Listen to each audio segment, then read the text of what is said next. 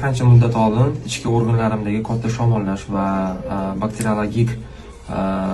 yomonlashish tashxislari bilan Dildora sog'lomlashtirish markazini Instagram sahifasida ko'rib keldim.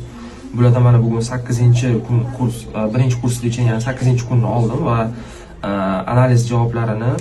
Dildora opam bilan o'zlari bilan ko'rib chiqamiz. Shunga amin bo'ldikki, hazm bo'lishda va o'sha parazitlarni ma'lum bir qismi tushish oqibatida sog'lig'imda juda ham katta o'zgarish qilib o'tganini ko'rdik. Bundan oldingi olgan gastroenterologik